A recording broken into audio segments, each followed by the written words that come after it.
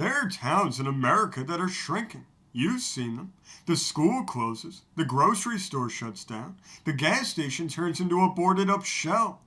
And eventually the population begins to drop so low that you wonder how there's still even a town there at all. And then there's Monowi, Nebraska. Population 1. Not 1,000, not 100, not even 10. Just 1. In Monowi, the mayor files paperwork with herself. The clerk signs documents she prepared.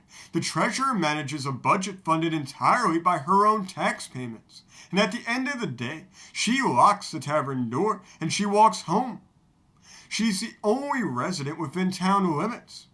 Tonight we're opening up the archives on Monowi, Nebraska, the smallest incorporated municipality in the United States, and the woman who chose to keep it alive. This story isn't about disaster. It's not about scandal either. It's about staying. Her name is Elsie Eiler.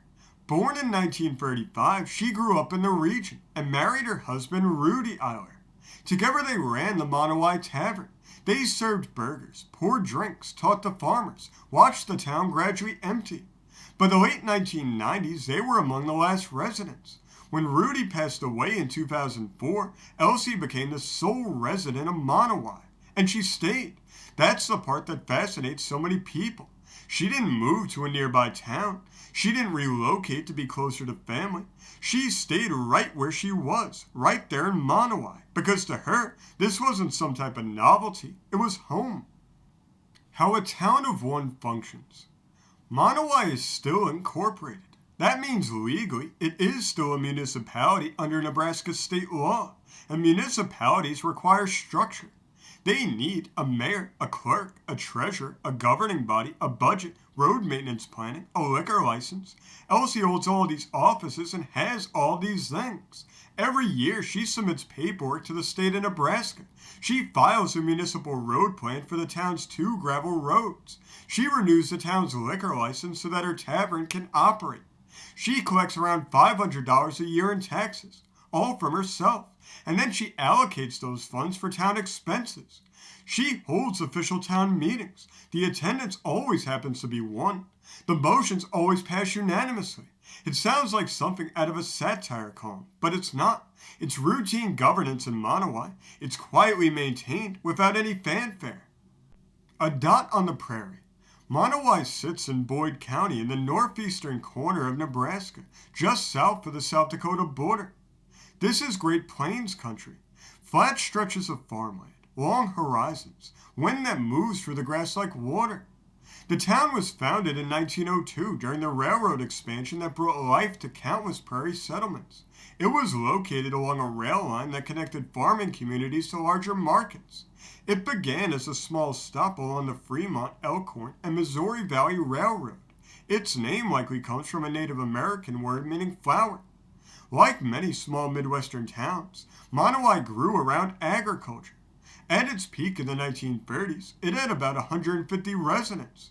There was a school, a post office, several businesses, and families raising children there. It was small, but it was alive. But prairie towns have always lived close to economic reality. After World War II, things began to change. Mechanized farming reduced the need for manual labor. Younger generations then began to move to the cities. Rail traffic declined. Local businesses closed their doors. The school shut down in the 1950s, and the population dropped steadily from there. By the 1980s, fewer than 20 residents remained. By 2000, there were 2, and by 2004, 1. Elsie Eiler.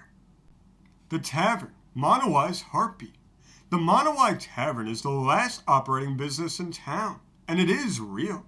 It's not just staged for tours. Inside, the walls are lined with signed dollar bills, photographs, and small-town memorabilia. There's a grill behind the counter. There are bar stools worn from decades of use. And then there's Elsie. If you stop in, she'll cook you a burger herself. She'll pour you a drink herself. And she'll chat with you about the weather. She'll talk to you about the crops and all the attention that Monowi has been receiving. Farmers from nearby areas come in regularly. Hunters pass through the town. Travelers who heard about the town with the population of 1 make the pilgrimage to be there.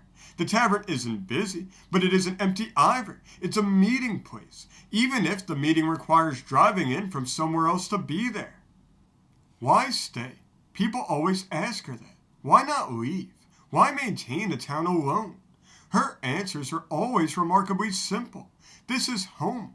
The land is familiar. The routine is familiar. She knows the rhythm of this place. And she is not isolated here as many think. She has family living nearby. She has friends in neighboring towns. Visitors come to see her most days. Monowi isn't loneliness to her, it's continuity.